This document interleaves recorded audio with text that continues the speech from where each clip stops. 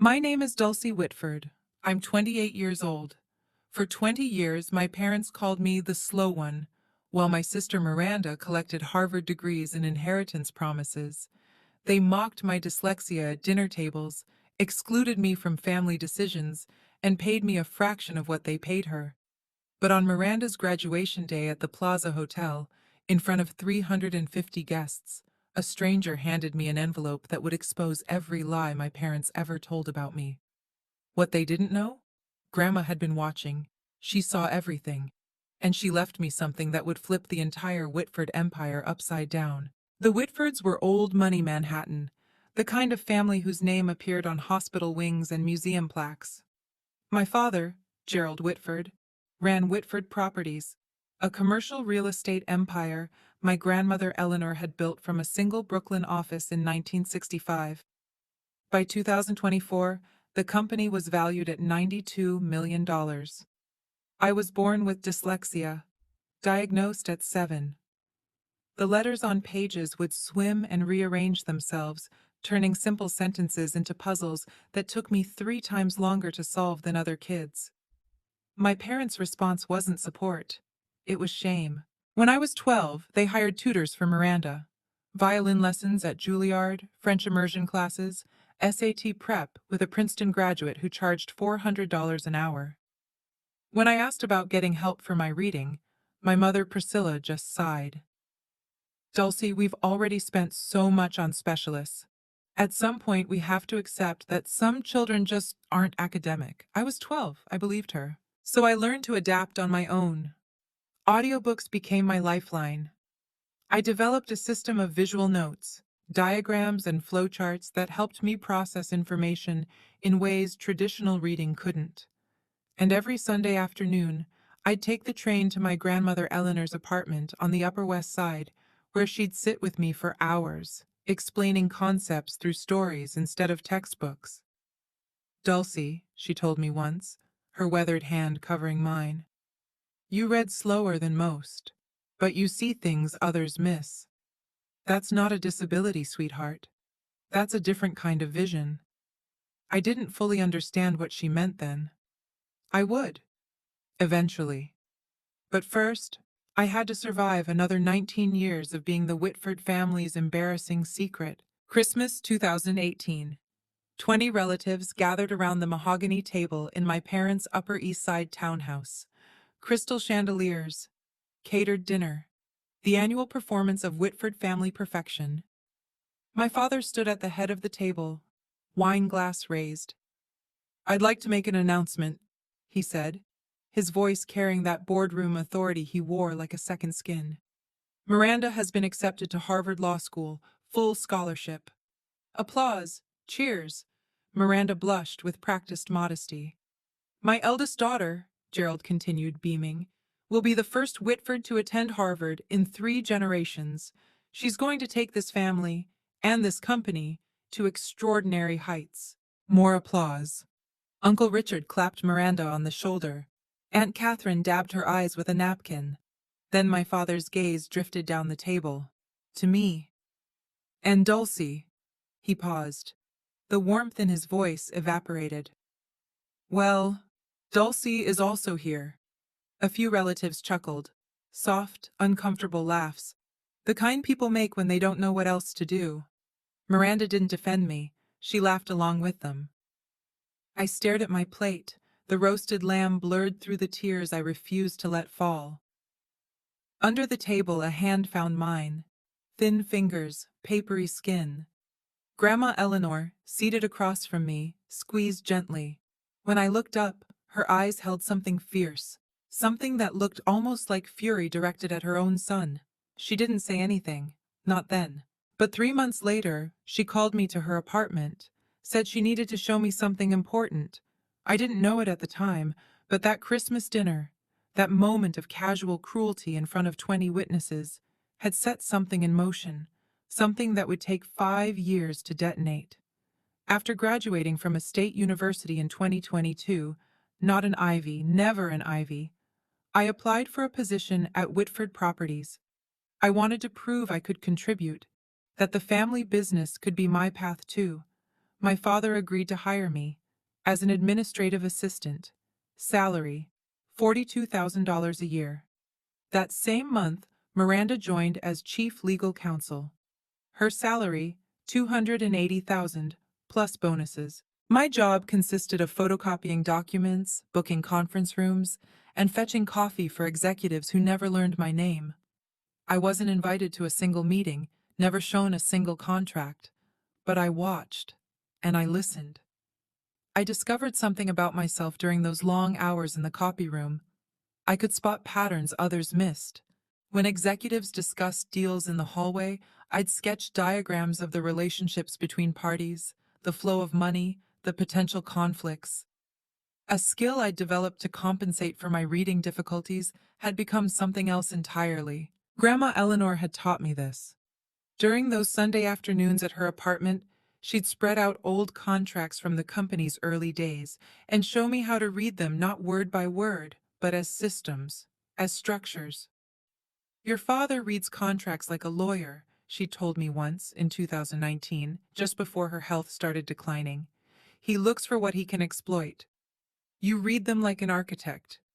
You see how all the pieces connect. That same day, she'd handed me a small wooden box, mahogany, with brass hinges. Keep this safe, she'd said. Don't open it yet. When you need it, you'll know. I'd taken the box home, tucked it in my closet, and tried to forget the strange weight of her words. March 2019, Grandma Eleanor's apartment. Grandma.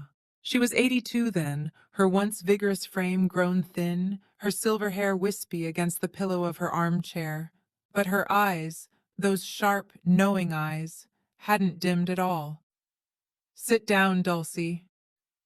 I sat across from her in the living room where I'd spent so many Sunday afternoons. The walls were covered with photographs. Eleanor breaking ground on her first Brooklyn property in 1965. Eleanor shaking hands with Mayor Koch.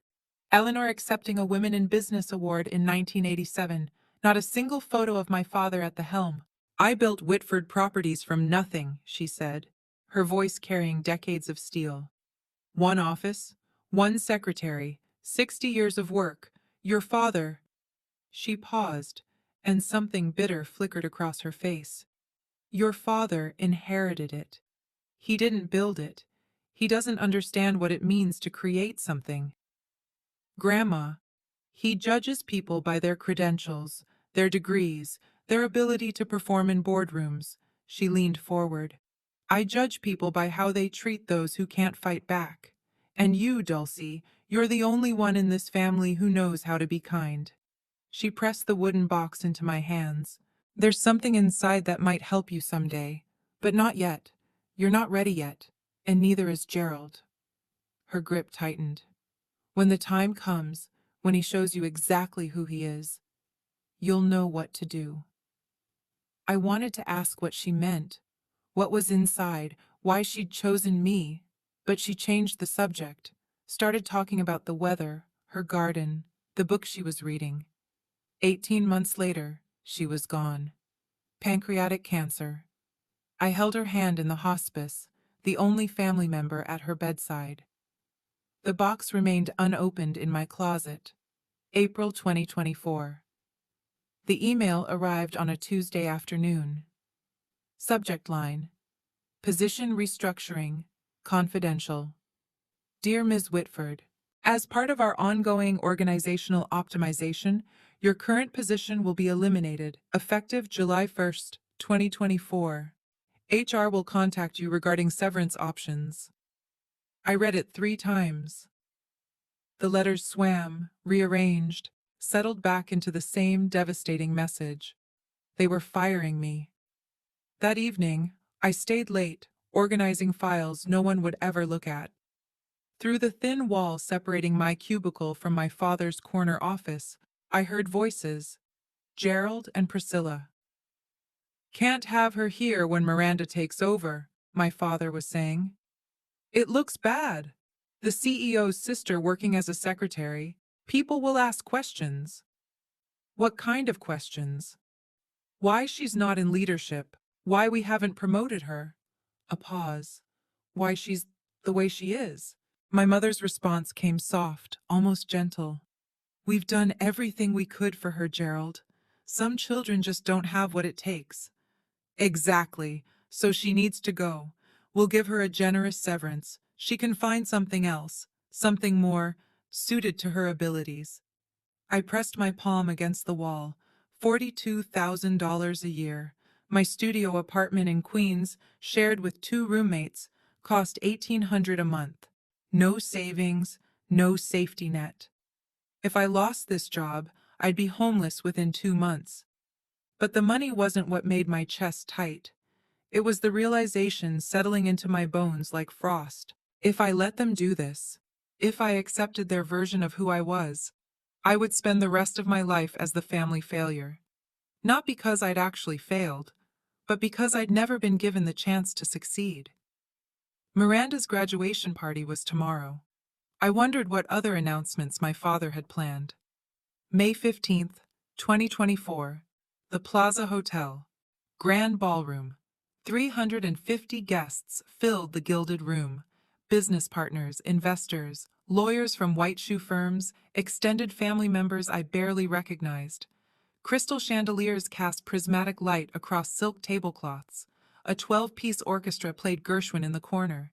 This was Gerald Whitford's kingdom, his stage, the place where he performed his role as patriarch, as mogul, as the man who had everything. I stood in the entrance, tugging at the hem of my dress. Black. Simple. $79 from Zara, the most I could afford on my salary. Everyone else glittered in designer gowns and tailored tuxedos. My mother intercepted me before I could find a seat. Dulcie? Priscilla's gaze traveled from my drugstore makeup to my scuffed heels, her lips pressed into a thin line. You couldn't find anything nicer? This is what I have. Well, she adjusted her Cartier bracelet. You'll be at table 27, near the service entrance. Try not to draw attention to yourself. Of course. And Dulcie? She leaned closer, her Chanel No. 5 overwhelming. Tonight is Miranda's night. Whatever you're feeling, whatever resentment you think you're entitled to, keep it to yourself. Don't embarrass us. She walked away before I could respond. Table 27 was at the back of the ballroom, partially hidden behind a pillar. My table mates were distant cousins I'd met maybe twice. From my seat, I could see the main stage, the massive portrait of Miranda in her Harvard regalia, the banner reading, "Congratulations, Miranda Whitford, Harvard Law Class of 2024, and near the entrance, standing alone by the door, a silver-haired man in a gray suit. He wasn't mingling, wasn't eating, just watching. His eyes found mine across the crowded room. Something cold prickled down my spine. At 8:30 p.m., the orchestra stopped. The lights dimmed. A spotlight illuminated the stage where my father stood, champagne flute raised. Ladies and gentlemen, thank you for joining us tonight to celebrate an extraordinary young woman. The applause began before he finished the sentence. Miranda graduated top 5% of her Harvard Law class. She completed a clerkship with Justice Reynolds, and last month, she made partner track at Sullivan and Cromwell in record time. Gerald's voice swelled with pride. But tonight, I'm not just celebrating her achievements, I'm announcing her future. Miranda joined him on stage, radiant in emerald Valentino. Effective immediately, Miranda Whitford will inherit my entire estate upon my passing. This includes our family residence at 740 Park Avenue, currently valued at $13 million, a Tesla Model S Plaid, and most importantly, he paused for effect, the position of CEO of Whitford Properties when I retire. The room erupted, standing ovation, camera flashes. Miranda dabbed at her eyes with performative grace, 350 people celebrating, and not one of them glanced at table 27. The cousin beside me, a woman I'd met at a funeral 8 years ago, leaned over. Dulcie, right? So what does that mean for you? I opened my mouth, closed it. What could I say? That I'd just been formally erased from my own family? That the termination letter in my inbox was only the beginning? That every fear I'd ever had about being worthless had just been confirmed in front of everyone who mattered? The applause died down. Miranda hugged our father. Cameras clicked, and through the crowd, the silver-haired man at the door began walking toward me, slowly, deliberately, like he'd been waiting for this exact moment. The man stopped at my table. Up close, I could see he was older than I'd thought, early 60s, with deep-set eyes and the careful posture of someone who spent his life in courtrooms. Miss Whitford? That's me. I straightened in my chair. Can I help you? My name is Jonathan Ellis. He pulled a business card from his breast pocket, cream-colored, embossed. Morrison and Blake, attorneys at law. I was your grandmother's lawyer. My grandmother. The words hit like a punch. Eleanor passed away 3 years ago. I'm aware. He didn't sit, didn't soften. She left something for you, with very specific instructions about when to deliver it. From inside his jacket, he produced a cream envelope, heavy stock, sealed with red wax bearing a notary's stamp. What is this? Her will, the real one. His voice dropped. The one your father doesn't know exists. I stared at the envelope. The notary seal read Morrison and Blake, September 12, 2019. 5 months after that Sunday afternoon in her apartment. 5 months after she'd handed me the wooden box. I don't understand. Your grandmother gave me explicit instructions. I was to deliver this document on the day your father publicly disinherited you. Ellis glanced toward the stage, where Gerald and Miranda were still basking in applause. I believe that just occurred. My hands trembled as I took the envelope. Mr. Ellis, what's in here? For the first time, something almost like warmth flickered in his eyes. Mrs. Eleanor told me to tell you, give this to Dulcie on the day Gerald shows her exactly who he is. By then, she'll be ready. He straightened his tie. I'll be available when you have questions. You have my card. Then he turned and walked away, disappearing into the crowd. I couldn't breathe in that ballroom. I pushed through the service entrance, found an empty hallway near the kitchen. Fluorescent lights buzzed overhead, the sounds of celebration muffled to a distant hum. My fingers shook as I broke the wax seal. Inside, 3 pages of dense legal text. A notarized signature. A date. September 12, 2019. I read slowly, carefully. The letters swam, but I forced them into focus. I, Eleanor Margaret Whitford, being of sound mind and body, do hereby revoke all previous testamentary documents and declare this to be my last will and testament. My eyes caught on a paragraph near the middle. To my granddaughter, Dulcie Ann Whitford, I bequeath 51% of my shares in Whitford Properties, LLC, currently valued at approximately $47 million, along with all voting rights associated therewith. I read it again, and again. 51%, controlling interest. The will continued. This bequest is made with full knowledge of my son Gerald's treatment of Dulcie. She has been excluded, diminished, and denied opportunity, not due to lack of ability, but due to lack of support. Dulcie is not slow. Dulcie was abandoned, and I will not allow her father's prejudice to continue after my death. A sob caught in my throat. Grandma had seen. She'd seen everything. Condition. To activate this bequest, Dulcie must formally request an emergency board meeting within 72 hours of receiving this document. Failure to act within this window will render this will null and void, and all assets shall transfer per my 2015 testament. 72 hours. The deadline would fall at 8:30 p.m. on May 18th. I leaned against the cold wall, the document clutched to my chest. My grandmother had given me a weapon. Now I had to decide if I was brave enough to use it. Jonathan Ellis was waiting by the coat check when I emerged. You read it. The 72-hour clause, my voice cracked. Why would she put that in? Your grandmother knew you, Miss Whitford. He handed me a second card, this one with a personal cell number handwritten on the back.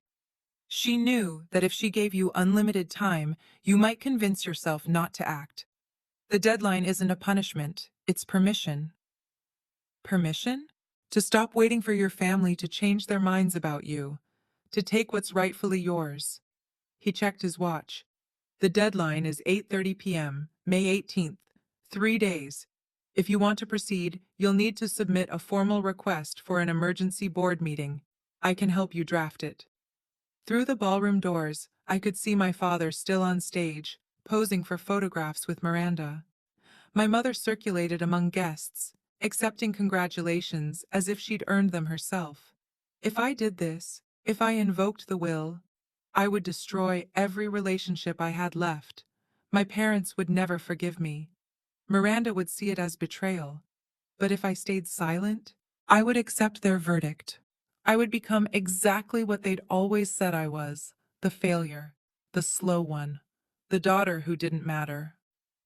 Miss Whitford, Ellis's voice cut through my spiral. Your grandmother believed in you. She spent the last 3 years of her life preparing for this moment. The question is, do you believe in yourself? I looked at the will in my hands, at the elegant signature of the woman who'd held my hand under Christmas tables and taught me to read contracts like architecture. I'll call you tomorrow, I said. We're requesting that board meeting. Ellis allowed himself a small smile. She said you would. I'm going to pause here for just a moment. If you've ever been underestimated by the people who were supposed to believe in you, if you know what it feels like to be dismissed, I want you to comment the word enough below. Let me know I'm not alone in this. And if you want to see what happened when I walked into that boardroom, keep watching, because we're just getting started. Now back to the story. That night, back in my cramped Queens apartment, I finally opened the wooden box. My roommates were asleep.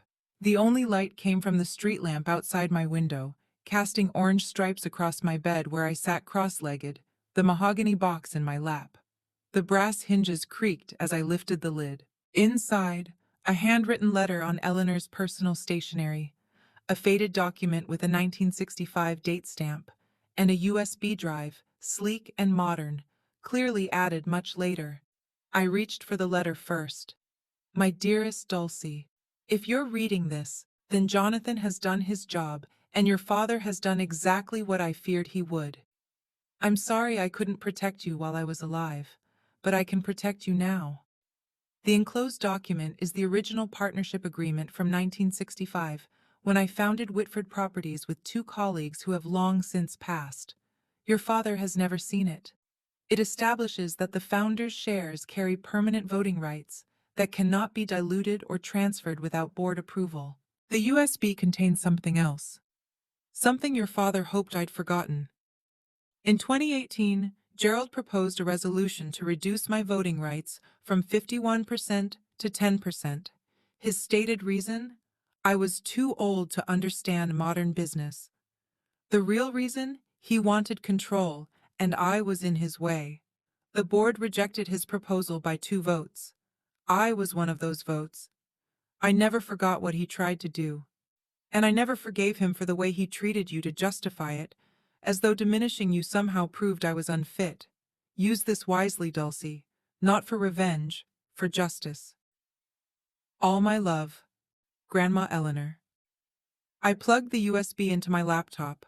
The file was labeled Board Meeting Minutes March 2018, PDF. My father's attempt to strip his own mother of power. Documented, time-stamped, evidence, May 16th, 9:00 a.m. Margaret Coleman answered on the second ring. Dulcie Whitford. Her voice carried the rasp of someone who'd smoked for decades and laughed even longer. I've been wondering when you'd call. You know who I am? Sweetheart, your grandmother and I built half of Brooklyn together in the 70s. She talked about you constantly. A pause. She also told me about the will. 3 years ago, right before she passed. I gripped my phone tighter. Then you know what I'm about to do. I know what you're considering doing. There's a difference. Margaret's tone shifted, sharper now, more businesslike. You want to request an emergency board meeting. That requires 3 board members to sign the petition. I'm one. You'll need 2 more. Can you help me find them? I can do better than that. I heard papers shuffling in the background. Gerald Whitford isn't as popular as he thinks. His management style is, let's call it autocratic. At least 4 board members have expressed concerns privately. They just need someone to go first. Hope sparked in my chest. Who? Richard Holloway. Susan Park. She corrected herself. Susan Parker. They've both been on the receiving end of Gerald's temper in closed sessions. I'll make some calls. Another pause. Dulcie, I need you to understand something. This isn't going to be pleasant. Your father will fight. Your sister will fight. They'll say terrible things. They've been saying terrible things my whole life. At least now I get to respond. Margaret laughed. A warm, genuine sound. Eleanor always said you had steel under all that quiet. I'm starting to see what she meant. She cleared her throat. I'll have the petition ready by tonight. Board meeting request, May 18th, 10 o'clock a.m. Whitford Tower, 42nd floor. Thank you, Margaret. Don't thank me yet. Thank me when you're sitting in that boardroom. May 17th. Gerald found out about the board meeting at 4 o'clock p.m. I know this because Miranda called me 45 minutes later, her voice tight with controlled fury. What did you do? I was sitting in my cubicle at Whitford Properties, pretending to organize files. I don't know what you're talking about. Dad just got a notice from the board secretary. Emergency meeting tomorrow, requested by Margaret Coleman and 2 other directors. A pause, sharp as broken glass. Margaret Coleman hasn't requested anything in 15 years. What did you do? Maybe she has concerns about company management. Don't play games with me, Dulcie. Miranda's composure cracked.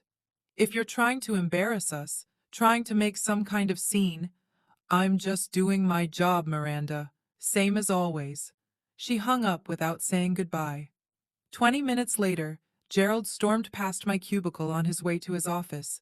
He didn't look at me, didn't acknowledge I existed, just slammed his door hard enough to rattle the windows. Through the wall, I heard him on the phone. Ridiculous waste of time. Margaret's probably going senile. We'll address her concerns and move on. No, I'm not worried. Dulcie? My God, Miranda, she can barely read a spreadsheet. She's not a threat to anyone. I smiled. For the first time in 28 years, being underestimated felt like an advantage. That night, in my apartment, I prepared. Printed 3 copies of the will. Downloaded the 2018 board minutes onto my phone as backup. Wrote a brief statement. Not an accusation, just a presentation of facts. Jonathan Ellis confirmed he'd attend as the authenticating attorney. Margaret texted at 11 p.m. Petition filed. See you tomorrow. Your grandmother would be proud. I barely slept. But for once it wasn't anxiety keeping me awake. It was anticipation. May 18th, 2024. 9:45 a.m. Whitford Tower. The elevator opened onto the 42nd floor, floor-to-ceiling windows, Italian marble, the kind of corporate opulence designed to intimidate. I stepped out in a borrowed gray blazer, my roommates 2 sizes too big, carrying a leather portfolio I'd bought at Goodwill for $12. The security guard at the boardroom door held up his hand. Name? Dulcie Whitford. He checked his tablet. Frowned. You're not on the authorized attendee list. I'm a Whitford Properties employee, and I have business with the board. Ma'am, this is a restricted meeting. I can't let you. Is there a problem? Miranda's voice behind me. I turned. She looked immaculate. Navy power suit, Hermes scarf, the uniform of someone who belonged in boardrooms. Dulcie? Her smile didn't reach her eyes. What are you doing here? I have information to present to the board. Information?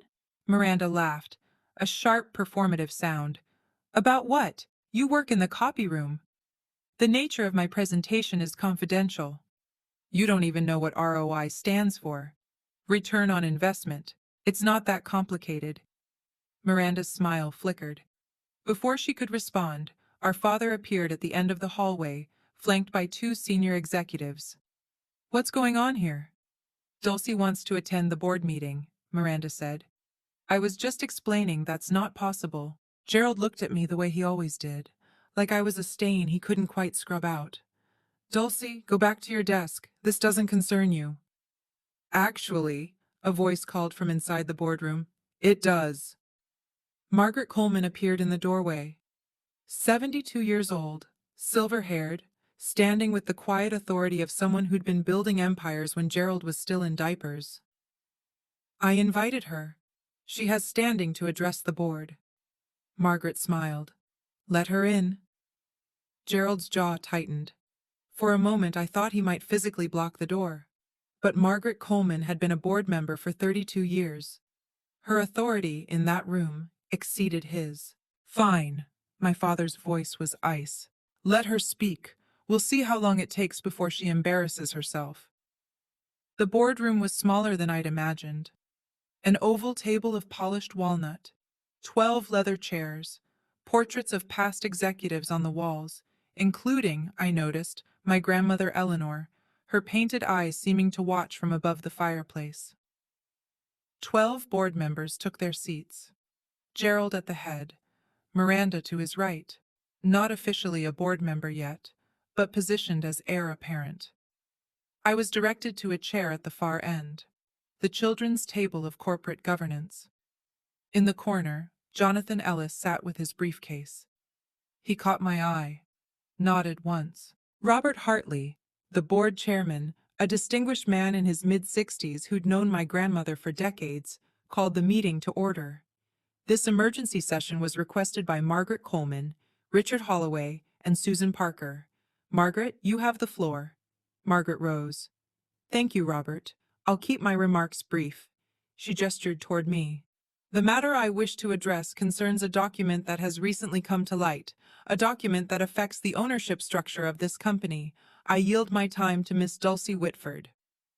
All eyes turned to me. Miranda smirked. Gerald leaned back in his chair with theatrical boredom. I stood. My hands were steadier than I expected. Thank you, Mrs. Coleman, and thank you to the board for allowing me to speak. I opened my portfolio. What I'm about to present may come as a surprise to some of you. I ask only that you listen to the evidence before reaching any conclusions. Gerald sighed audibly. I ignored him. Before I could continue, my father raised his hand. I'm sorry, Robert, but before we waste the board's valuable time. Gerald stood, buttoning his jacket with deliberate slowness. I need to provide some context. Gerald, Margaret started. Dulcie is my daughter. His voice carried that patronizing warmth he used for difficult clients. And I love her, but she's not qualified to address this board on any business matter. She works in an administrative role. She has no legal training, no financial background, no strategic experience. Miranda chimed in, her tone dripping with false sympathy. Dulcie also has dyslexia. She struggles with reading. We've tried to support her, but... She shrugged elegantly. Some limitations can't be overcome with effort alone. A few board members shifted uncomfortably. What we're seeing here, Gerald continued, is a troubled young woman acting out. Perhaps due to the announcement at Miranda's graduation party, sibling jealousy is... Mr. Whitford. Robert Hartley's voice cut through like a gavel. You'll have an opportunity to respond, but Miss Whitford requested this time, and she's entitled to use it. Gerald sat down. His expression promised consequences. Miranda caught my eye and mouthed, You're embarrassing yourself. I looked at them both, my father, my sister, and felt something shift inside me. Not anger, something colder, clearer. They weren't trying to protect me. They weren't even trying to protect the company. They were trying to protect their version of the story. The version where I was nothing. Thank you, Mr. Hartley. I pulled the document from my portfolio. I won't be discussing my reading ability today. I'll be discussing this. I held up the will. The room went silent. This is the last will and testament of Eleanor Margaret Whitford, founder of this company, notarized September 12, 2019. Gerald's face drained of color. That's impossible. Gerald's voice came out strangled. My mother's will was executed in 2015. I have a copy. You have a copy of her previous will. I kept my voice level. Clinical. Under New York Estates, Powers, and Trusts law, a subsequent valid will automatically revokes all prior testamentary documents. This will, I placed it on the table, was executed 4 years after the one you possess. I slid the document to Robert Hartley. Mr. Ellis? I gestured to Jonathan, who rose from his corner seat. Would you please confirm the authenticity of this document? Jonathan approached the table. I'm Jonathan Ellis, partner at Morrison & Blake. I served as Eleanor Whitford's personal attorney from 2008 until her death in 2021. I can confirm this will was executed in my presence on September 12, 2019. It was witnessed by 2 independent notaries, and the original is held in escrow at Chase Private Client. Robert Hartley studied the document. His eyebrows rose. This will bequeaths 51% of Whitford Properties shares to... He looked up at me. To you, Miss Whitford. Murmurs rippled around the table. That's a forgery, Miranda said, but her voice had lost its confidence. It's not. Jonathan's response was immediate. And I'd advise you against making accusations of fraud without evidence, Ms. Whitford. Morrison & Blake's reputation speaks for itself. Gerald slammed his palm on the table. This is absurd. My mother was ill. She was being manipulated.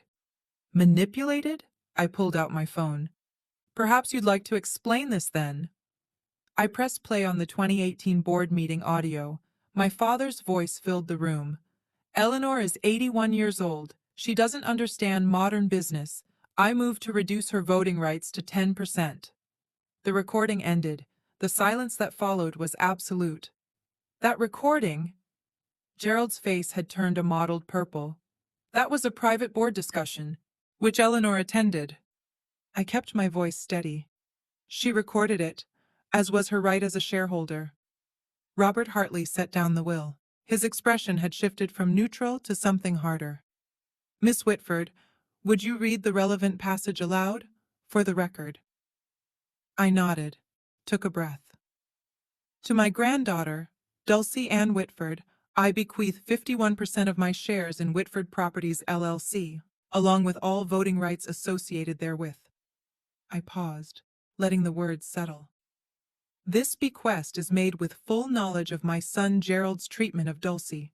She has been excluded, diminished, and denied opportunity, not due to lack of ability, but due to lack of support.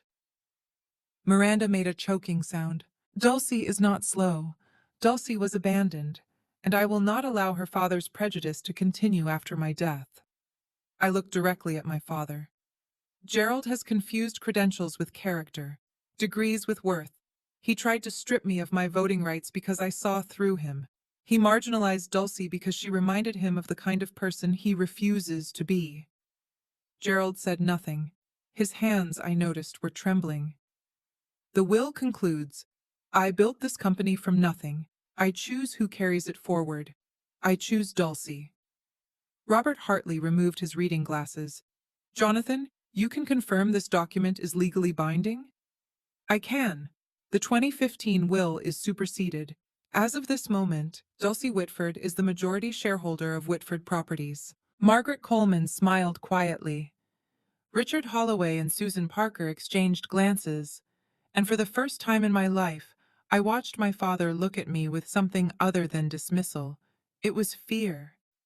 This doesn't prove anything, Miranda said, but her voice had turned brittle. Even if the will is valid, which we'll contest, Dulcie has no business experience. She can't run a company. I'm not asking to run the company. I address the full board now. I'm asking you to examine the facts. I pulled the 2018 board minutes from my portfolio. March 14, 2018. Gerald Whitford proposed Resolution 2018-07 to reduce Eleanor Whitford's voting shares from 51% to 10%. His stated rationale, I found the passage.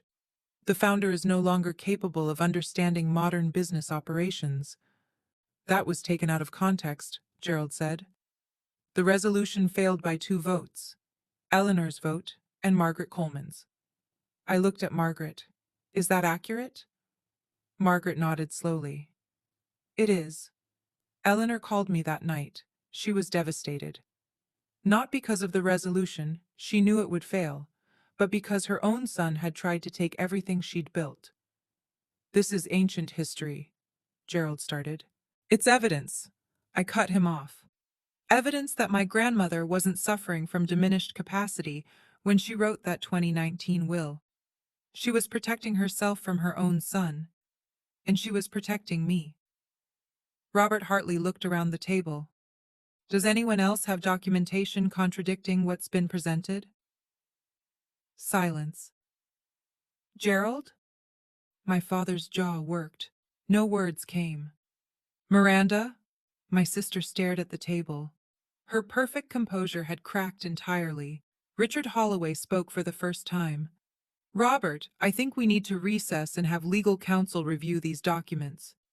Agreed. Hartley checked his watch. We'll reconvene in 15 minutes. Jonathan, please remain available. The board members rose. Conversations broke out in hushed tones. Gerald didn't move. He sat frozen, staring at his mother's portrait on the wall. I wondered if he could feel her watching. 15 minutes stretched into 45. The board's legal counsel, a thin man named Patterson, whom I'd never met, spent the entire time on his phone with Morrison and Blake, Chase private client, and the New York State Court's records office. I sat alone at the end of the table. Jonathan Ellis brought me a glass of water. Margaret Coleman patted my shoulder as she passed. Gerald and Miranda huddled in the corner, their whispered argument growing increasingly heated. Finally, Patterson returned to the table and whispered in Robert Hartley's ear. Hartley's expression flickered, surprise, then resignation. Please take your seats. The board members filed back to their chairs. The tension in the room had crystallized into something brittle. Our legal counsel has confirmed the following, Hartley read from his notes. The will presented by Miss Whitford is valid under New York state law. It supersedes all previous testamentary documents. Effective immediately, Dulcie Ann Whitford holds 51% of Whitford Properties shares. Someone inhaled sharply. Additionally, Hartley continued, as majority shareholder, Miss Whitford has the right to propose motions to the board, including matters pertaining to executive leadership. He looked at me. Miss Whitford, do you have any motions you wish to bring forward? I stood. My heart was pounding, but my voice held steady. I have one motion. Gerald rose from his seat. Robert, this is... Sit down, Gerald. Hartley's voice carried unexpected steel. Miss Whitford has the floor. Gerald sat. His face had gone gray. I looked around the table at 12 people who, until an hour ago, had never considered me capable of anything. Now they waited for my decision. The power to destroy my father's career was in my hands. I thought about what my grandmother would want, and I made my choice. I'm not proposing to remove Gerald Whitford as CEO. The tension in the room shifted. Miranda's head snapped up. Even Margaret looked surprised. What I am proposing, I continued, is a vote of confidence. The board will decide whether Gerald Whitford retains their confidence as CEO of Whitford Properties. If the majority votes no confidence, he resigns. If the majority votes confidence, I will not interfere with operational leadership during my tenure as majority shareholder. This is absurd, Miranda stood. You're turning this into a spectacle, a revenge fantasy. No, I met her eyes. This is corporate governance. The same process that exists in every well-run company. The same process Grandma Eleanor established in our bylaws 40 years ago. I paused. If Dad has the board's confidence, he has nothing to worry about. Robert Hartley studied me for a long moment. Something like respect flickered in his expression. Is there a second for this motion? Seconded. Margaret Coleman didn't hesitate. Then we'll vote. All those expressing confidence in Gerald Whitford as CEO, raise your hands. 4 hands went up. Gerald's allies. People who owed their board seats to his recommendations. All those expressing no confidence. 7 hands rose. Robert Hartley counted twice. Then he set down his pen. The motion carries, 7-4, with one abstention. He turned to Gerald. Mr. Whitford, the board has voted no confidence. Per section 14.3 of our bylaws, you have 30 days to tender your resignation. Gerald said nothing. He stood, looked at me, really looked at me. For what might have been the first time in my life, I expected rage, hatred, threats. What I saw was worse. Recognition, the understanding that he'd underestimated me so completely that he'd lost everything. He walked out without a word. I know what some of you are thinking right now. Why didn't she just fire him? Why give him the chance to keep his job? Because revenge isn't justice. Because destroying someone doesn't undo what they did to you. And because my grandmother didn't raise me to be cruel, she raised me to be fair. If that resonates with you, hit like, hit subscribe, turn on notifications, because the story isn't over, not even close. Now, back to what happened after that boardroom cleared. Gerald caught me in the private corridor outside the boardroom. Priscilla was with him. Someone must have called her during the recess. Her face was tear-streaked, mascara bleeding down her cheeks. You. Gerald's voice was barely controlled. You ungrateful, scheming. Gerald. Priscilla put a hand on his arm. Not here. Not here? She just destroyed our family in front of 12 people. I stood my ground. I didn't destroy anything. I told the truth. The truth? Gerald laughed bitterly. Your grandmother was manipulated. That lawyer Ellis, he must have... Grandma Eleanor wrote that will 5 months after you tried to strip her of power, because she saw exactly who you are. My voice didn't waver. You didn't lose because I betrayed you. You lost because you betrayed her. Priscilla stepped forward. Dulcie, sweetheart, you have to understand. We were trying to protect you. You've always struggled. We didn't want to put pressure. You didn't protect me. You erased me. 28 years of silence crystallized into words. Every Christmas dinner, every family photo, every conversation where you talked about Miranda's achievements and pretended I didn't exist. That wasn't protection. That was abandonment. That's not fair. You're right. It wasn't fair. I met my mother's eyes. I spent my whole life trying to prove I was worthy of this family. I'm done proving. The documents speak for themselves. Gerald grabbed my arm. This isn't over. We'll contest that will. I pulled free. You'll lose. And you know it, because Grandma Eleanor planned for every contingency, including this one. I walked toward the elevator. Behind me I heard my mother's voice. Dulcie, wait. I didn't wait. For the first time in my life, I didn't need their permission to leave. The elevator doors closed on my parents' faces. I leaned against the brushed steel wall, finally allowing myself to breathe. The adrenaline that had carried me through the past 2 hours began to ebb, leaving something unexpected in its wake. Not triumph, not satisfaction, grief. I'd just severed 28 years of hoping things would change, of believing that if I was patient enough, quiet enough, good enough, my parents would eventually see me, love me the way they loved Miranda. That hope was dead now. I'd killed it myself. The elevator descended 42 floors. By the time it reached the lobby, I'd wiped my eyes and straightened my borrowed blazer.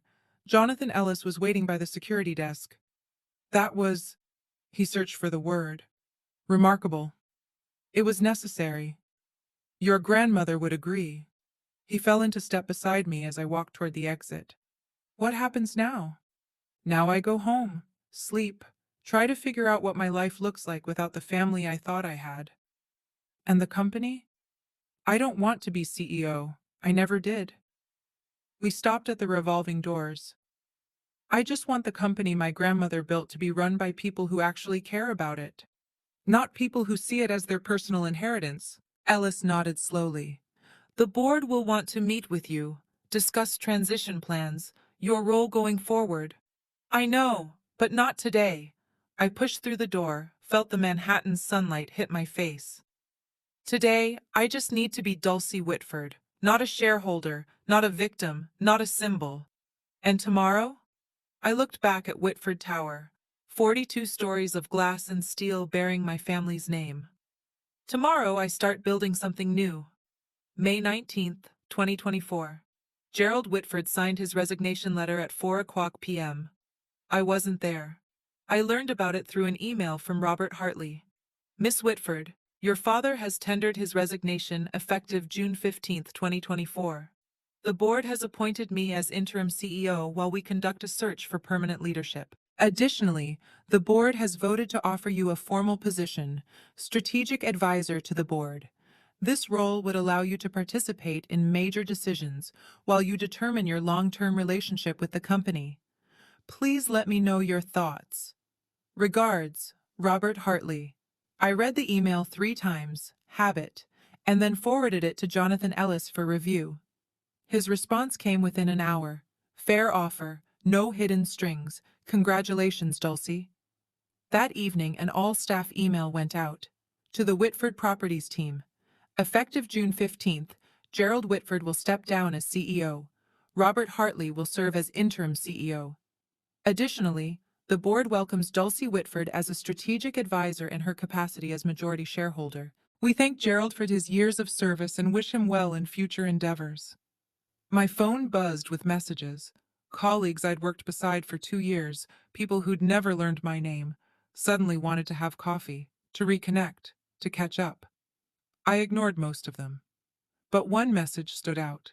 From Patricia Morales, an executive assistant who'd started at the company in 1987, who'd worked directly with my grandmother. Dulcie, Eleanor used to talk about you constantly. She said you saw things others missed. I never understood what she meant until today. Welcome to the boardroom. She'd be so proud. I saved that message. Some validation doesn't come from family.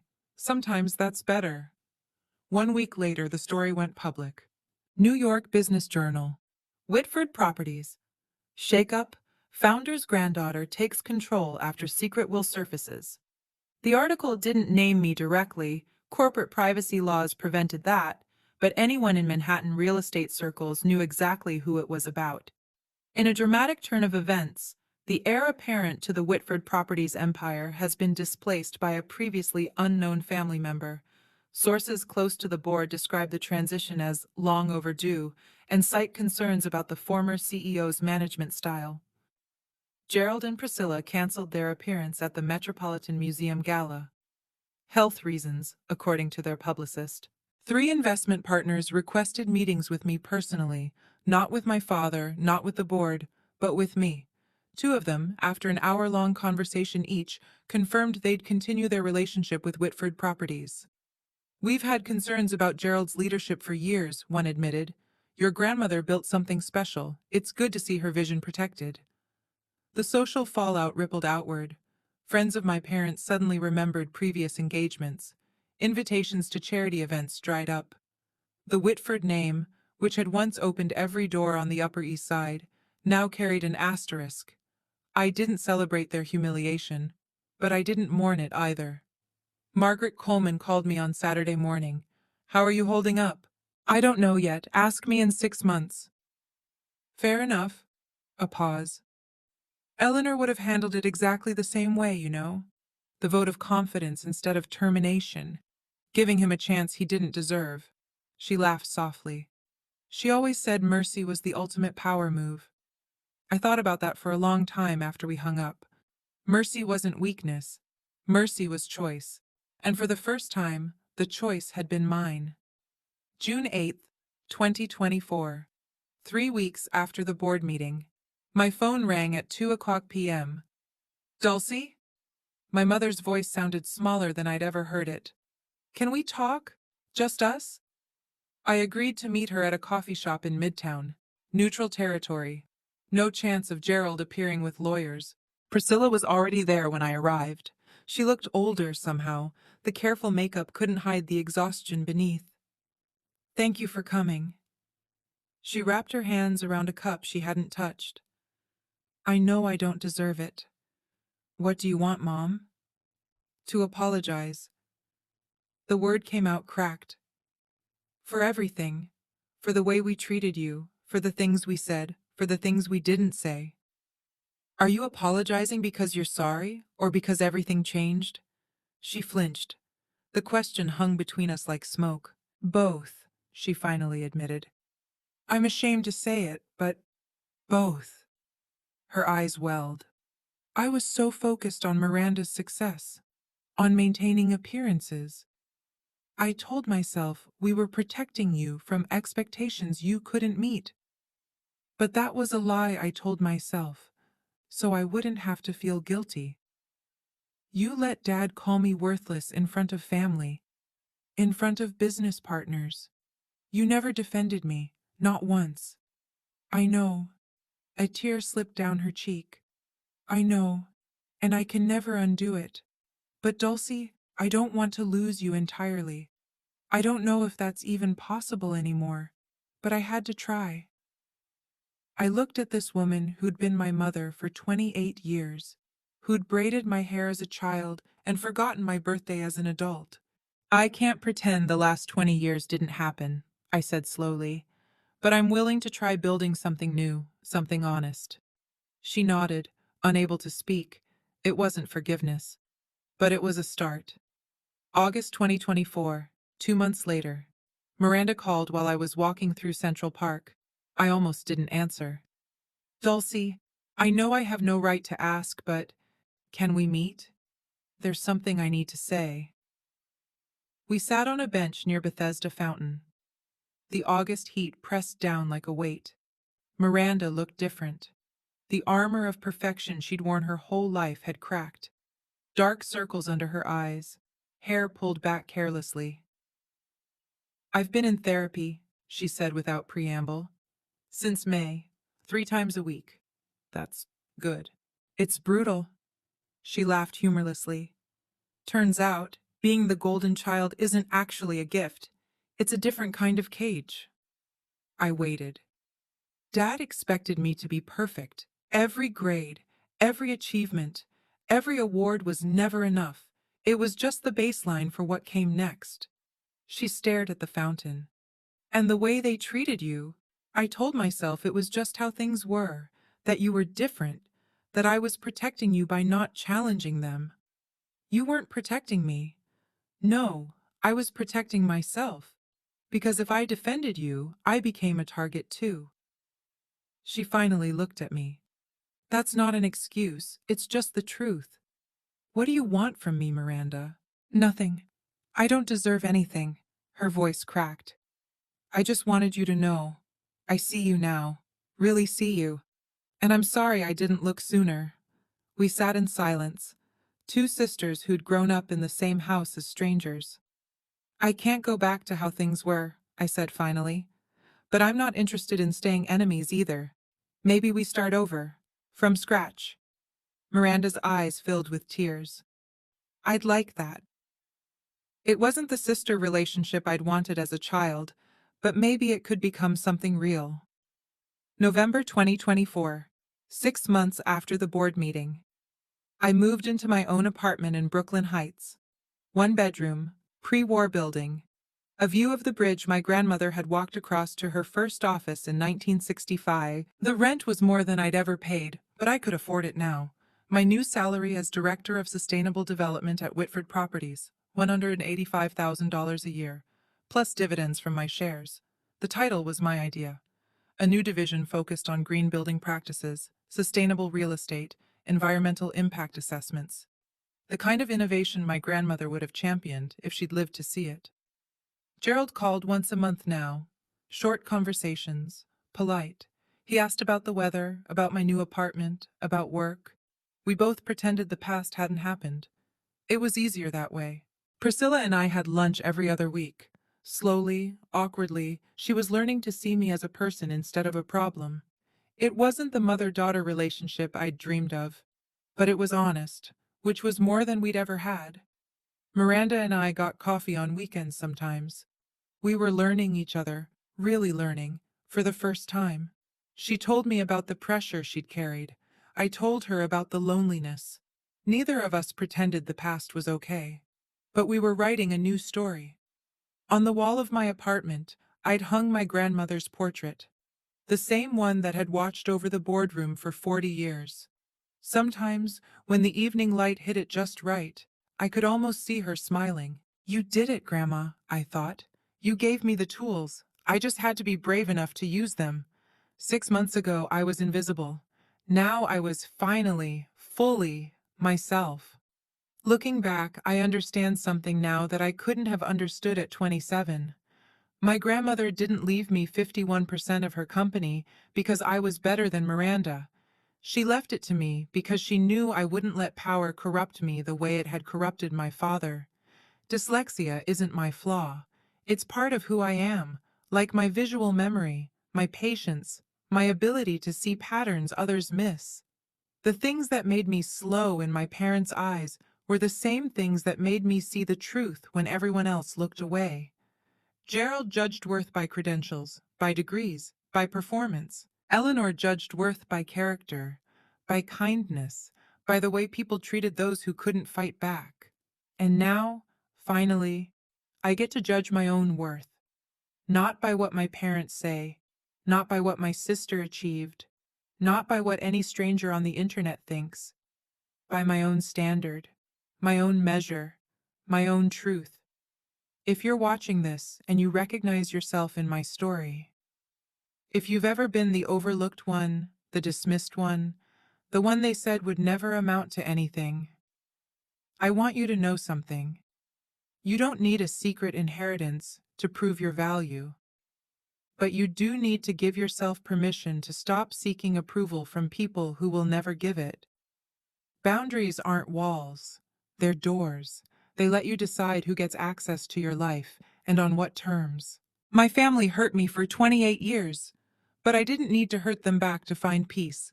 I just needed to stop waiting for them to see me and start seeing myself. That's the real inheritance my grandmother left me, and nobody can ever take it away. If this story meant something to you, if it reminded you that your worth isn't determined by the people who failed to see it, I want to hear from you. Subscribe, hit the bell, leave a comment telling me your story. And if you want more stories like this, stories about ordinary people who found the courage to stand up for themselves, check the link in the description. Thank you for being here. Thank you for listening. Until next time.